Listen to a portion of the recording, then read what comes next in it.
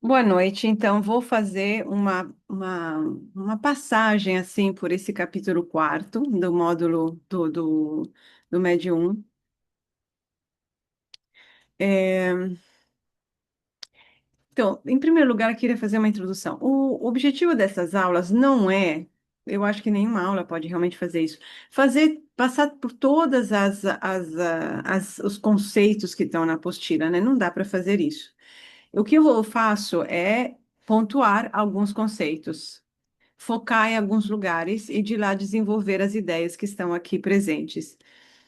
Mas, portanto, assim, eu vou dar uma passagem por esse capítulo e eu quero chegar no próximo, porque a gente está um pouco com pressa.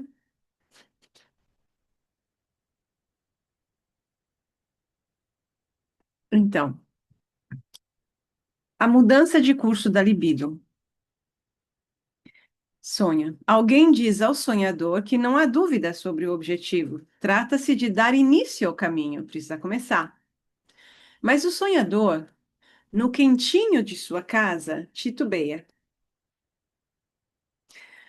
Uma figura equívoca anda em volta da casa da sonhadora, outro sonho.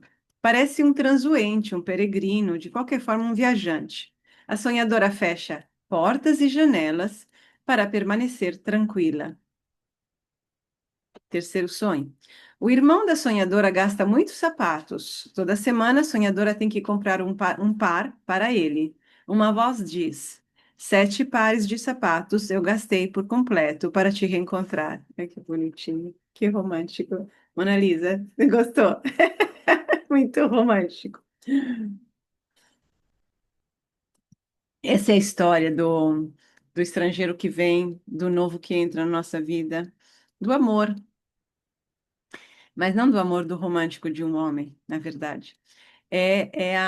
O que se trata, o que se trata é de despertar a paixão pelo dever, a paixão pelo conhecimento, a paixão por ir além, a paixão pelo diálogo com o inconsciente. É isso que se trata de resgatar, de acender. Para isso, precisamos sair do quentinho da casa, que era aquilo que falamos no básico 2 do ficar na soleira do Édipo.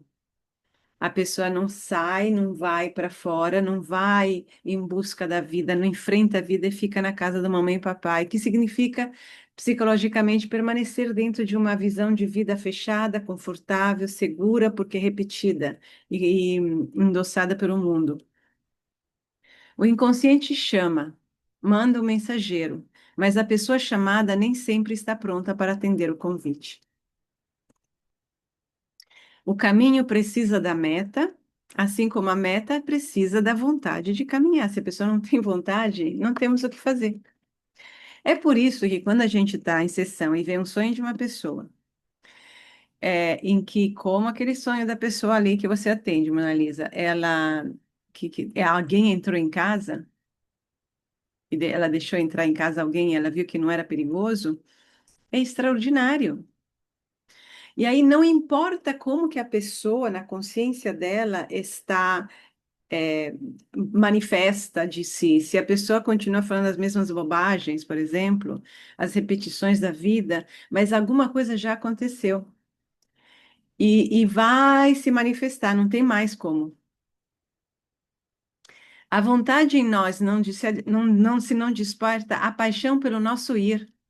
Não tem imperativo que nos convença a mover. Então, não tem como a gente forçar, a gente convencer, a gente manipular alguma coisa que para dar resultado. Isso não vai dar resultado. Se der, é muito limitado. Ou seja, vai acabar logo. O que que é esse quentinho? Qual é a dificuldade aqui? Qual é o salto que precisa fazer? Precisa sair do lugar em que a libido, por que que é mudança de rota? A libido fica lá circulando naquele quentinho da família, naquela repetição de gestos, de comportamento, de convicções, de atividades. E a libido se fortalece naquilo, tá? Se fortalece porque ela se solidifica. Então ela está presa, a pessoa não tem força para sair, para ir. A chave de virada é quando a gente consegue, através do trabalho analítico, no tempo que precisar, que essa libido se desprenda desse lugar e vire um foguete que vai para o mundo, vire a força que leva para frente. Esse movimento de ficar aqui corresponde ao imediatismo, não porque aquilo que a gente faz seja imediatista necessariamente, mas porque a libido se manifesta de forma imediatista. Não tenho que pensar se eu vou repetir os mesmos gestos, as mesmas atividades, os mesmos pensamentos. Tudo acontece de forma imediatista. E nisso a libido fica sempre mais realmente sólida. É como uma força gravitacional que prende o indivíduo. Então, essa passagem, esse superar o imediatismo é essencial para. É como quando você vai na academia e você é super obesa, né? Mesmo quando eu não vou depois de muito tempo, você sente aquela dificuldade de mexer. E como é mais fácil ficar sentada, né? Ficar parada, ir lá comer um sorvete, ficar naquilo. Isso é o imediatismo no sentido de fazer coisas que já tem um sulco, é uma autoestrada, não tem que desbravar nada. Então é o mínimo esforço. Agora, você ir para a academia e fazer rodar essa máquina até que se mexer vire o normal, tem um trabalho a ser feito, né? E é aqui que entram as representações simbólicas, que nos ajudam a ter essa força, a vislumbrar essa possibilidade de transformação.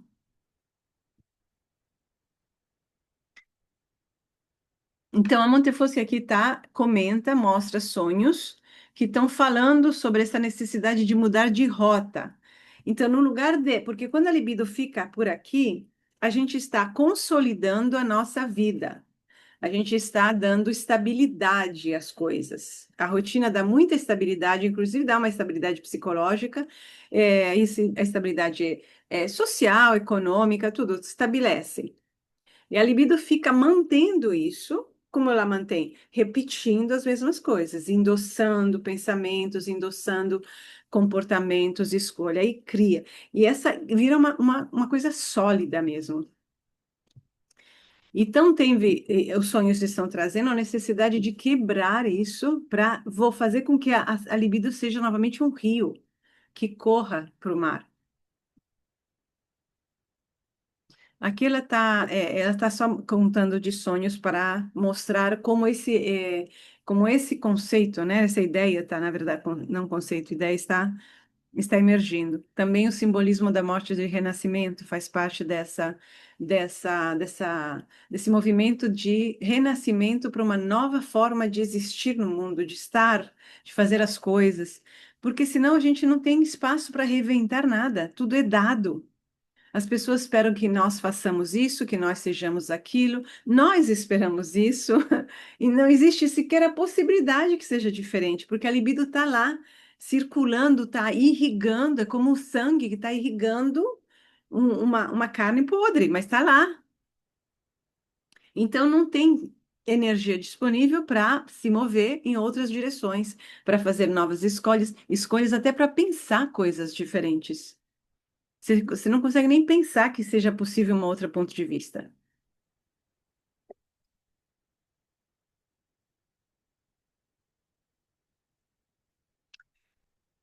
É,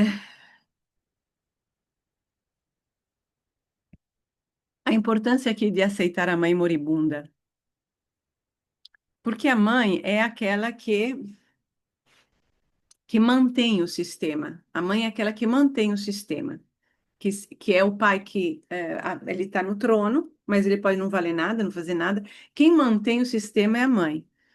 E ela mantém porque a mãe, no fundo, seduz para que ela, através da emoção, do afeto, ela mantém todo mundo preso na rede, através do sentimento de culpa, do pertencimento, é da culpa, assim, basicamente acaba sendo culpa, assim. Se você não faz o que ela quer, o que ela fala, não é nem que ela quer, porque ela não se coloca como eu quero. Ela coloca como é assim que é o certo e é o bom a se fazer, né?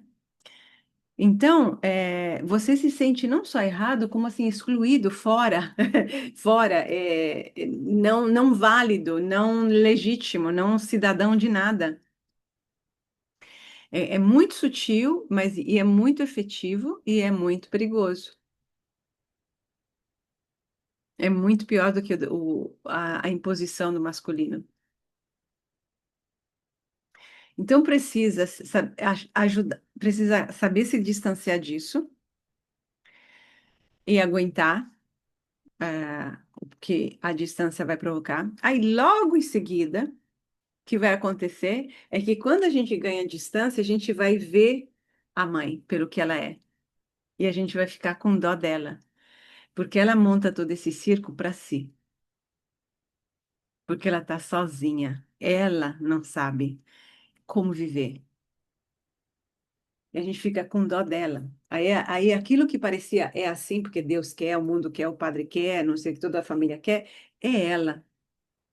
E aí a gente tem que aguentar isso, porque a gente pode amar a mãe, mas também a gente não pode estar sob esse feitiço, né?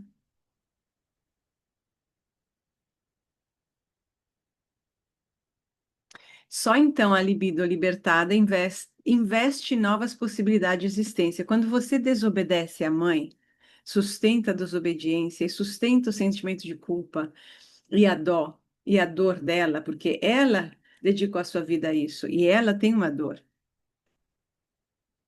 Nem todas as mães, né? Mas essa a dor de nunca ter, por exemplo, se realizado como pessoa, de ter feito o que ela fez. Quantas mães fizeram coisas que, na verdade, eh, sabem que não foram, sei lá, boas o suficiente como mães? Não admitem. Então, manter os filhos e as filhas dentro sob a própria autoridade, permite que elas nunca se encarem, nunca se olhem no espelho. E o filho, a filha, permanecendo no Édipo, continua a dar autoridade para essa mulher, que é uma mulher, que não é melhor do que você.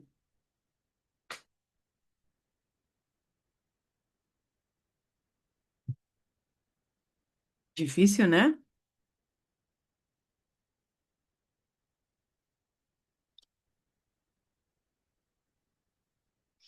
A tua amiga ficou meio chocada cá para nós. Quando eu falei umas coisas, ela falou, e ela falou, não, porque honrar o pai e a mãe, não, você me trouxe uma visão. Honrar o pai e a mãe, você vê como são as coisas, a gente tem que dialetizar. Honrar o pai e a mãe vem dos 10 Comandamentos, que vem de, sei lá, 6.000, 7.000 anos atrás. Então, se tem que ter um comandamento divino, quer dizer que os pai e mães não eram honrados, enfim, não, né, eram pessoas. Então, porque todos os comandamentos servem para criar uma sociedade, né, de pessoas. É tipo leis, né, não são leis endossadas por Deus, mas leis para criar uma convívio social, basicamente. Mas isso tem muito tempo. As coisas mudaram. Então, honrar pai e mãe não significa manter os pais e mães como donos da tua vida. Eles não são donos da tua, você não é escravo. Antigamente, muito antigamente, tinha, que é o patriarcado, né? Mas até o matriarcado, qualquer figura. O patriarcado era o patriarca dos judeus, patriarca, e todo mundo era posse dele. O gado, as cabras, não gado, cabras, né? E mulheres, tendas, filhos, tudo era posse dele. A gente não está mais vivendo assim. E ele não é o sábio. Às vezes o caçula lá dos filhos dele é mais sábio do que ele. É assim que a gente hoje é. Então a gente tem que saber olhar para o real. Então, quando a libido se desprende desse vínculo afetivo, esse morre, é que aí. ela está libertada para investir novas possibilidades de existência. Você começa a perceber que existem outras formas de existir, de escolher, fazer a vida. E aí aparecem símbolos de crescimento, etc.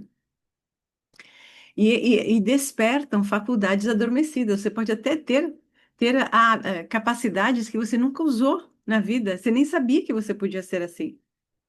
Mas estava tudo fechado, enclausurado sob a ordem que a mãe mantinha. Então você não podia expressar isso ou aquilo. E é potentíssimo o comandamento da mãe, potentíssimo. Estou falando por experiência pessoal, tá? No sentido que ele penetra tão profundamente dentro da gente que fica. Fala, Mona Lisa. E se quebrar o vínculo, tipo, seria alguma coisa não gostar mais dela, quebrar o vínculo afetivo, ou tipo, entender que ela não é aquela, que ela não tá naquele pedestal que eu achava que ela tava. E tudo Como isso, assim? falou, tudo isso. No teu caso, né, como muitas vezes acontece, o filho, a filha vê coisas que não estão certas. Os filhos não são estúpidos, né? Muitas vezes os filhos veem coisas dos pais, mas não se sentem autorizados a expressá-las. Então as guardam. Porque não, eles colocam os pais num pedestal. O que você tem que, de alguma forma, fazer quando você é criança, o que que você vai fazer? Você tem que, né, em teoria, eles têm que cuidar de você. Agora, uma hora eles têm que sair do pedestal, porque senão você não vira adulta. Você não vai virar adulta. Isso é sair do Édipo. Eles não estão, não tem como estar no pedestal. Então, isso aí significa que a autoridade deles não é suprema, que o que eles falam não é a última verdade, que o que eles querem não é, necessariamente correto. É isso. E é tão difícil. E é ver que são pessoas, uma mulher e um homem. Eles têm o vínculo do sangue é muito forte. Mas isso não significa necessariamente que você tem que colocá-los assim. É uma nova identidade. Não, não existe isso, não é comum. Mas a gente precisa conjugar, casar duas realidades. Uma, que o filho pode ser muito mais inteligente, capaz, ter visão de vida, mais bondoso, mais tudo, do que o pai ou a mãe. E o pai ou a mãe pode também ter sido pessoas que te abusaram. E aí? Entendeu? Então, ser pai e mãe é uma função. Não é um trunfo assim de divindade. Quando você vira pai ou mãe, você não vira uma divindade.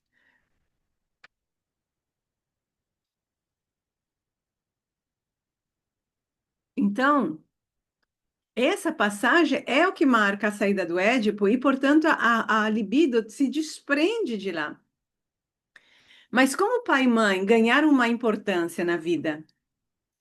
Geralmente porque são pai e mães, ou seja, João e Maria ganharam se sentiram mais importantes porque foram pais e mães, que é a crise que as mães as mães sobretudo, não sei, os pais talvez, passam quando os filhos crescem e vão embora, porque você passou muitos anos de alguma forma se identificando como mãe ou pai e de repente você não tem mais aquela importância, até só pelo fato que o filho ou a filha vão fazer a vida deles.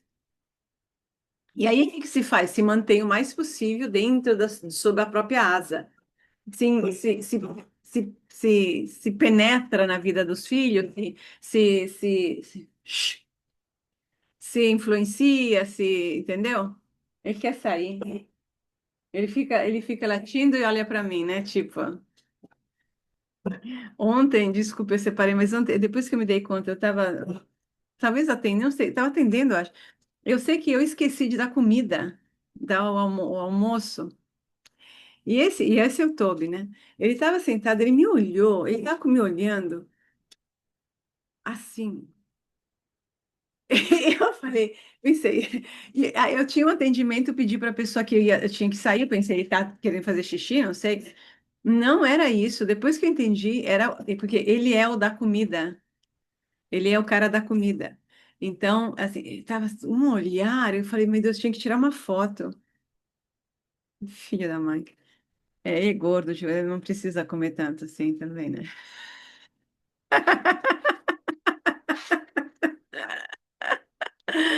Cada um.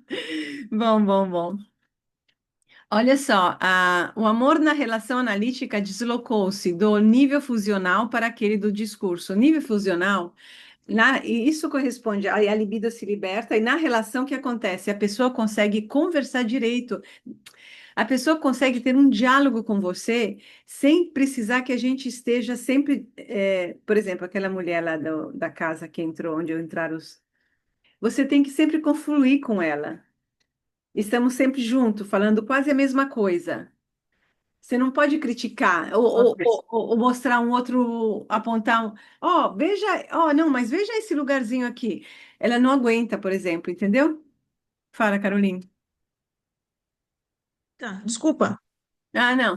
Então, esse aqui, o nível funcional é que as dois estão andando, estão sempre na mesma página, estão falando sempre a mesma, juntos. Não tem um elemento novo. A pessoa às vezes não sabe ver a coisa nova, entendeu? Que foi não sabe acrescentar no que está falando o elemento que você traz. Então, o que você pode fazer, a única coisa é elaborar em cima do que ela traz, falar um pouco mais sobre o que ela traz. Não pode trazer um negócio demais, entendeu?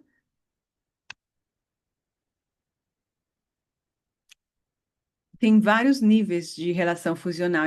O ser fusional não ele começa assim, mas são vários níveis. Não, Ana. Então, quando ela fala que o analista ele é o que quebra essa dualidade funcional, ela está falando sobre o paciente e a sua questão, e aí o analista sendo aquele que separa. o pai, né? Pode ser o paciente e a sua questão, o paciente e a forma como ele entende que é adquirida socialmente, familiarmente, e socialmente sempre. Pode ser o paciente exatamente com ele mesmo, o que acontece? A consciência e o inconsciente estão alienados, né? Separados. Você, na verdade, pode perceber que inconscientemente tem um elemento que quer vir à tona, que está precisando ser, até pelo sonho. Mas se e a pessoa sonhou, então em teoria ela deveria poder aguentar, mas tem pessoas que nem aguentam. Você tem que saber diferenciar, por isso que esse é o trabalho, inclusive. Então você não pode, o que você tem, o objetivo é você quebrar essa necessidade da pessoa de ser confirmada. A pessoa, assim, a funcionalidade significa que eu estou sempre certa naquilo que eu penso ou sinto, entendeu? Mas, de fato, na relação analítica, a gente precisa antes confirmar a pessoa precisa dessa confirmação que ela não está louca ou ela está sendo compreendida por você, mesmo que você perceba que tem muita coisa que poderia ser, né, trabalhada. Mas a primeira coisa é isso. Então, vocês estão numa fusionalidade que é a relação inicial mãe-filho. Mas isso dá para a pessoa um senso de segurança, um senso de que você é confiável, que ela pode soltar, que ela pode, né, isso.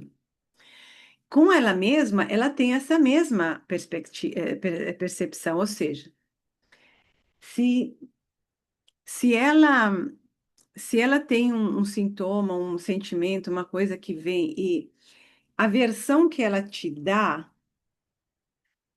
precisa ser inicialmente confirmada no sentido também de trabalhada. Não é que você tem que aceitar tudo, mas você não pode logo mostrar um outro lado da moeda.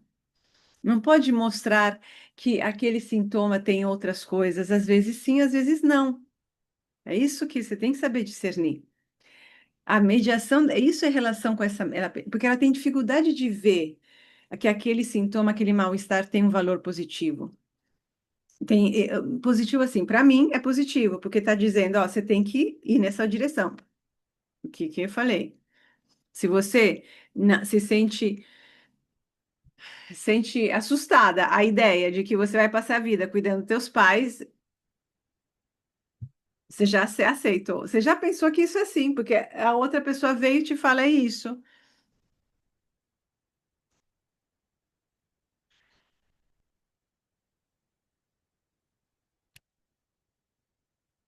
É, então, então, o analista ele faz o pai que corta o cordão umbilical, né? Não sei por quê. Só que tem essa fusionalidade na família. Todo mundo igual, todo mundo pensa igual, todo mundo é grudado nas mesmas ideias. Então, a fusão é isso. Não tenho distância para olhar. Que porcaria isso significaria na prática? Quais são as condições reais, né, a situação, entendeu? É isso que significa. Então, quando a gente tem distância, a gente se enxerga melhor. Eu sou eu, você é você. A gente pode ter coisa em comum, gostar de mesmas coisas, mas somos diferentes. E eu tenho o direito de ser eu, inclusive na família. Inclusive na família. A família não tem o direito de. Você não é escrava de ninguém. Ainda mais hoje. Não é escrava de ninguém. Ainda mais quando você está cumprindo o trabalho histórico que o ser te dá. O que que é isso? Entende? Se a gente está levando adiante a evolução e você é uma pessoa que está assumindo esse processo, você tem uma responsabilidade com o todo. E você não pode destruir a tua vida para. É isso? Ah lá, o valor simbólico. Tem um valor simbólico, inclusive teu. E se vocês observarem, olhem as famílias todas que vocês conhecem. Tem sempre um filho, não sempre, mas quando tem, é um só, um elemento da família que se destaca por ser o mais problemático, o mais difícil, o menos sucedido, o estranho, e geralmente é a pessoa que vai poder fazer alguma coisa daquela porra toda. A ovelha negra. A ovelha negra. Tem sempre alguém que, mesmo quando não é completamente, é aquele que dá problema, né? E os outros são as ovelhinhas. Os outros seguem tudo igual. Ele é o elemento evolutivo daquele grupo social. E ele tem a responsabilidade de levar. Então, quando chega, geralmente, para a nossa sessão, quem chega é esse elemento. É como a Sofia, que tem aquele menino lá, que é o filho lá da tal, da irmã daquela que se atendia. Então, esse é o menino. E tem muitas fábulas, assim, contos de fada. Tem os quatro irmãos e tem sempre quatro irmãos, não, ou três irmãos mais o pai, quatro homens, totalidade aqui do masculino. E um deles, geralmente sempre um dos menores, ele é o meio desengonçado, ele não faz as coisas direito, ele fica por baixo, ele é o mais magrinho, Esse é a carta vencedora. Olhem os cantos de fada. Ele é a carta vencedora. Ele é quem vai resolver a charada. Mas ele não sabe. Ele se acha o perdedor, ele se acha o errado, ele se acha a ovelha negra. Então, o nosso trabalho é inverter, é isso que a Montefiore fala, inverter o discurso. A pessoa acha que ela está toda errada, destrambelhada. Ela está, porque ela não está se dando valor, ela não entendeu, ela está se olhando pelos olhos dos doentes.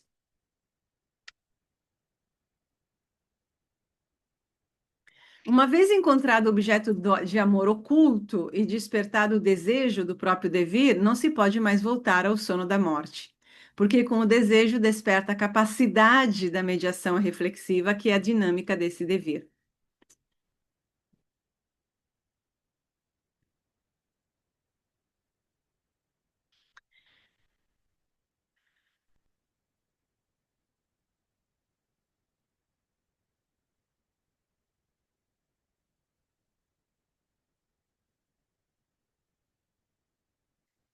Então, a atitude a refletir, ou seja, dialogar consigo mesmo, é justamente a negação da remoção, que inversamente traz consigo, como consequência e meta, permanecer na univocidade. Univocidade quer dizer uma interpretação única da vida. Não conseguir enxergar a contradição nas coisas, a dinâmica contraditória da vida. Por exemplo, você não conseguir enxergar que você pode gostar dos teus pais e ao mesmo tempo você não vai ser escrava deles. Essa é uma contradição. Porque na nossa lógica, se você ama, você vai servir. Então, sustentar isso, assim, parece, não faz sentido, mas porque a lógica da qual estamos vindo é totalmente unívoca. É só isso, porque a pessoa não sustenta a oposição. É isso que a gente aprende a fazer. Ao fazer isso, o que que é a remoção aí, a negação da remoção? A negação da remoção eu digo não à remoção. O que que foi removido? A minha verdade, o meu sentir, a outra opção, a minha capacidade de ter um olhar crítico sobre essa realidade. Isso foi removido para a gente estar todo mundo na mesma página. Sim, eu sou boa, eu estou junto, é a família, me sinto forte na família, senão vão me deserdar, etc. e tal. Então, essa negação, essa remoção é removida porque já existe, né? Só que a gente nega essa remoção, ou seja, a gente recupera o conteúdo dela, o que que a gente removeu. Esse forma o terceiro, que é o momento reflexivo. Senão a gente não tem como ter um momento reflexivo. Por isso que a gente pergunta para o paciente, mas o que que você está sentindo? Entendeu? Não é a gente que fala, ele que tem que recuperar uma vozinha, um sinal, alguma coisa, uma marca de que esteve nele a ideia de que poderia ser assim o assado, isso, aquilo. Porque, olha, foi afastado da consciência. O interlocutor interno que nos contradiz. Contradiz quando eu quero ser, não, eu tenho que amar, honrar minha mãe, mesmo que eu não goste nada do que ela faça. Esse é o você. Aí o interlocutor interno é aquele negócio, que vem e que você não sabe o que fazer, está com vontade de vomitar, e você, como contradiz né, a regrinha que você adquiriu e assumiu como verdade, fica negado. Aí a gente tem que recuperar isso, e aí a gente tem as duas realidades. Porque também não é que eu estou falando, vai lá e vai cuspir na cara da tua mãe, não. Mas você tem que ter as duas realidades, e nesse espaço interno nosso, que começa com análise, a gente começa a ter um diálogo. É mais difícil ser você, Mona Lisa, do que ser a Mosélia, né? Ela não tem dúvidas, ela só faz. Por isso que a libido das pessoas assim é mais forte, porque tá todo como um rinoceronte. Pum, pum. Não tem questionamento, não tem a pausa de reflexão, não tem o olhar interno. Peraí, vamos ver o que que eu faço, para onde que eu vou, como é que é. Não, ela vai só pum, pum, pum, fazendo o que tem que fazer com toda a energia e convicção. Mas qual é o efeito colateral disso? Que não tem como se sustentar no longo prazo da vida. Porque isso é uma pessoa unívoca por completo, que vai provavelmente gerar uma reação contrária, que pode se refletir aonde? Nos filhos, né? Porque ela vai fazer isso com os filhos. E os filhos vão sofrer essa mutilação interna muito cedo. Isso pode gerar consequências, tomara, porque por que que eu falo isso? Não é porque eu quero o mal dela ou de outros, mas porque existe realmente uma lei da vida. É só você observar, é só observar, mas são tempos longos. São tempos longos. Geralmente, esse tipo de situações depois demoram uns 20 e tantos anos para manifestar-se. É tudo um tempo longo. Olha, o que que na relação analítica tem o poder, né, que persuade a pessoa a mudar, a sair da casinha da mamãe e do papai? Ou melhor, o que que é a operação que a gente realiza que faz com que isso ocorra? E aí a gente volta à essência, ou melhor, ao novo objeto de amor que oferecemos ao paciente.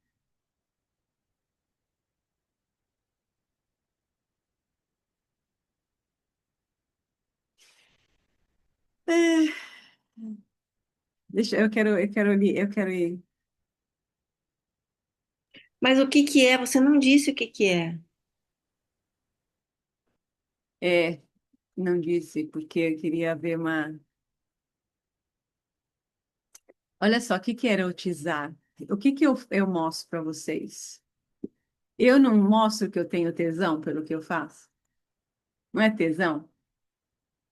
É o tesão por descobrir as coisas. E quando a gente está numa conversa, numa situação tipo de análise, de um sonho, de uma coisa, qual é a minha postura?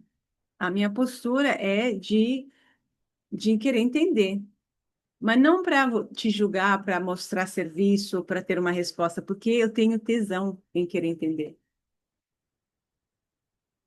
Isso é o que dá a energia, porque eu vou ampliar minha compreensão das coisas.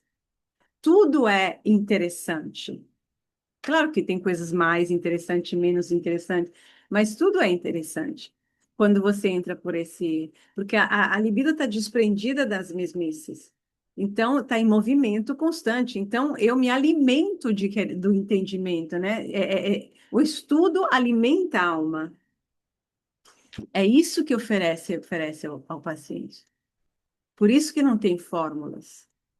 E aí o paciente que se sente julgado, que pode se sentir julgado, eu percebo o paciente que quando fala alguma coisa e ele está acostumado a ser julgado por aquilo, né? Porque eu sei que julgariam, eu tenho conhecimento.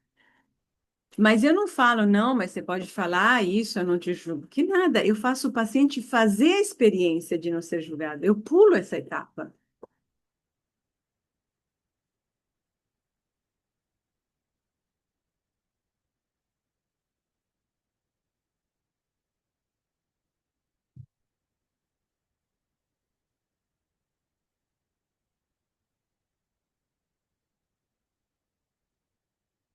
É,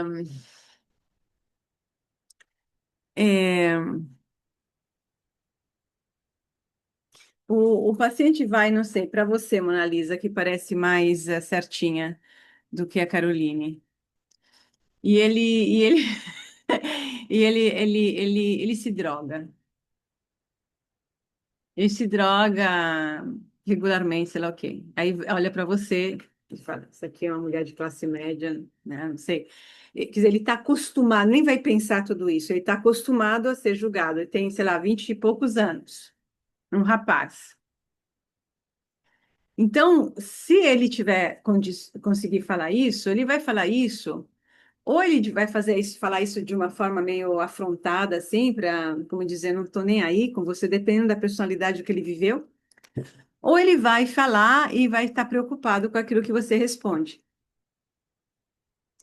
Você te cabe entender tudo isso já que eu estou te falando. Você te cabe entender já de onde ele vem, que tipo de pessoa é, que ele se sentiu julgado. Você pode. Eu não gosto de drogas. Eu pessoalmente detesto as drogas. Detesto. Eu não sustento. Eu só sustento álcool de uma certa de uma certa medida. Então, eu não gosto. Problema meu. Tem nada a ver com o rapaz. Eu sei que o cara tá fumando maconha o dia inteiro porque ele não sustenta atenção. Eu sei todos os problemas que isso causa. Eu acho um absurdo. Se eu fosse, sei lá, uma pessoa, meu parente, eu dizia, é um idiota, entendeu? Mas eu estou em análise, o cara está me falando. Então, me cabe. Então, ele fala. Então, eu não vou falar para ele, mas. Não, pode falar, fica tranquilo. A menos que ele me diga, olha, eu queria te falar uma coisa, não sei se eu posso falar. Então eu falo, posso te falar, fica tranquilo. Aí depois que ele fala qualquer coisa, que ele teme que eu julgue, eu falo, ah, é mesmo? E como é isso para você? Como é que você se sente? Como é que e tem que ter o tom certo, porque senão pode parecer sacanagem. Você, tá bom, né? Como dizer, tá bom? Você normaliza. Nesse espaço aqui, a gente normaliza, faz parte da situação psicológica dele. E, no fundo, não é tão pior do que você ir para a igreja, tá? Não é, não é. Aliás, para mim, até pior é a igreja. A igreja, assim, evangélica, para mim, é muito pior. mas eu estou aqui nesse espaço sagrado em que tem a possibilidade de um encontro humano entre duas pessoas, independentemente de quem elas são, de onde elas vêm, o que que elas viveram. E é isso que a gente tem que fazer acontecer. E isso é a coisa mais bonita que tem de todas. E se a gente consegue fazer acontecer isso, não tem droga, não tem igreja, não tem nada mais que importe. E aí a pessoa se sente acolhida, mas não acolhida como uma mãezinha, acolhida no sentido de vamos entender isso. Qualquer experiência é experiência, como eu falei para a Carolina outro dia, foda-se, qualquer experiência é experiência. Entendeu? No fim do mundo. E aí vamos seguindo, e aí muda toda a perspectiva. Aí a pessoa se sente como quem pode pensar legitimamente sobre as próprias coisas, sobre os próprios. Agora mesmo eu fiz uma sessão com um cara aqui, primeira vez, um homem, e ele muito lúcido, achei isso fantástico, que o problema dele é que ele tem dois defeitos, mas um defeito. O defeito dele, ele se acha defeituoso, defeito, que ele tem explosões de raiva, muito ansioso. Fica irritado quando não sabe depois como fazer para resolver, e fica mais irritado, a coisa vai escalando, né? E casado, e é uma sessão de casal. E eu senti a dor dele, eu achei tão bonito ele poder falar exatamente isso, a mulher falar, 30 e poucos anos, eu achei assim, avançado para dentro do contexto geral. E, e eu fiz questão, e eu falei, olha, eu acho que era bom fazer uma sessão individual, porque é bom cada um poder desabafar sozinho coisas, né, sem ter que... Ele estava já irritado. Eu falei, como você se sente para a mulher tensa?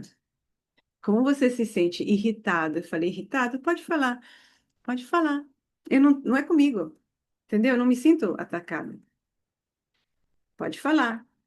Ele falou, não sei. Aí depois ele falou, não, sim, porque eu não consigo, né? Como que eu não posso resolver uma coisa sozinho? E engenheiro, né, gente? Engenheiro é resolver rápido, sozinho, tem que demora tempo. E eu tenho que, ainda por cima, eu tenho que me abrir. Mas é lindíssimo a pessoa poder falar isso, porque isso, todos os santos homens, sabe, falam isso. Todos os homens têm, sente isso. Só que ele é capaz de verbalizar. Aí eu gostei tanto dele, eu fiz questão de dizer, eu falei, tá tudo bem. Falei, você não é defeituoso. O que que vocês estão trazendo aqui se resolve. Mas é como se eu quisesse te dizer que eu estou irritada porque não consigo resolver um problema de engenharia que eu não entendo nada de engenharia. Aí ele riu. Eu falei, você não entende dessa área. Então, é isso. Eu também não entendo nada da tua, mas eu sei que eu não entendo e deixo que você me ajude. E aí a gente normaliza, suaviza. Bom, mas é isso, eu estou trazendo eles para o meu mundo. A primeira sessão, eles estão, né, com 10 anos já de muita coisa engasgada. Então, tem tudo isso que precisa suavizar para ajudar, para mostrar que tem um caminho, porque a gente tem que mostrar que tem um caminho. E, infelizmente, esse caminho é longo. Mas não é que você vai chegar a se sentir bem só lá. Já ao longo do caminho, a gente vai se sentindo bem, né? Eu tenho que superar aquele momento, né, de quando a gente começa a fazer ginástica depois de muito tempo parado, mas depois fica bom, mesmo que você não esteja com aquele peso, com aquele corpo. É, é isso. É, olha, o prazer de estar no movimento. Ah, tá bom. Tchau, Mona Lisa. O prazer de estar no movimento, que é o prazer da própria vida.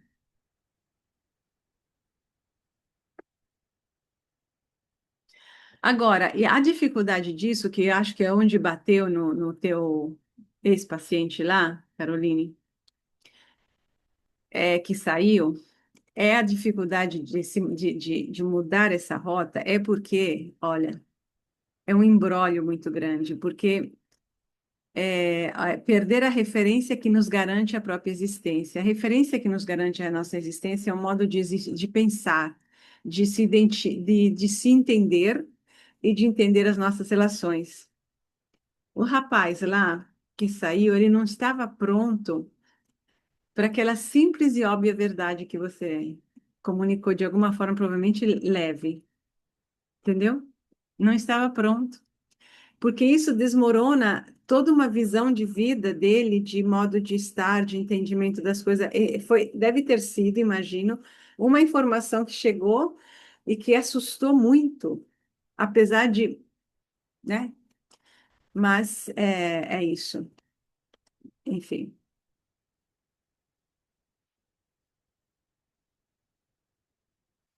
Bom, me fala se você tem algumas perguntas, porque fica melhor assim, estar aqui sozinha.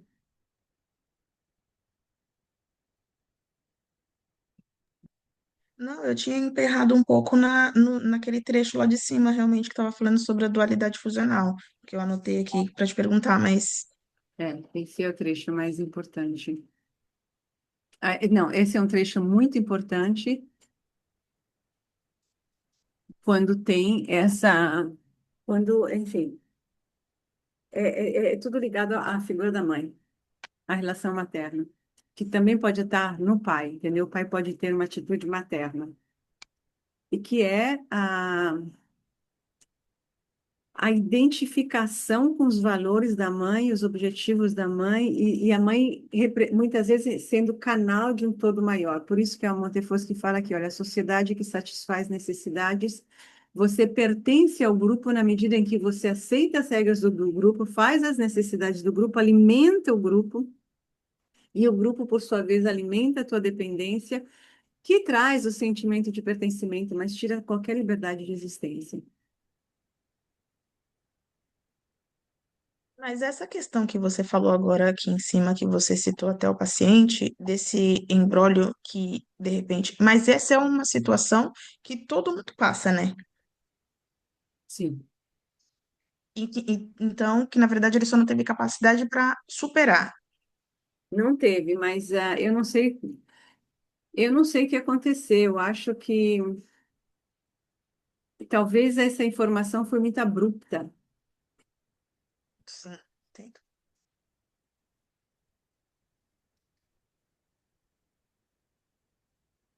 Eu não sei como você passou para ele. A mesma coisa que eu senti com a outra paciente, né? Que a gente conversou sobre aquele show que ela deu. Uhum.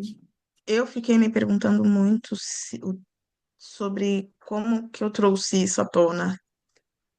Não, mas o da paciente que fez o show, você não fez nada de errado, muito pelo contrário. Esse daqui é a interpretação daquele sonho. Eu acho que foi aquele sonho.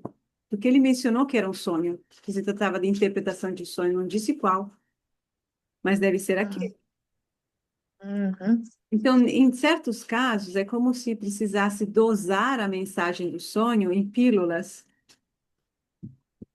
para serem digeridas aos poucos. E quando, não sei, aí depende da sensibilidade do analista, entendeu?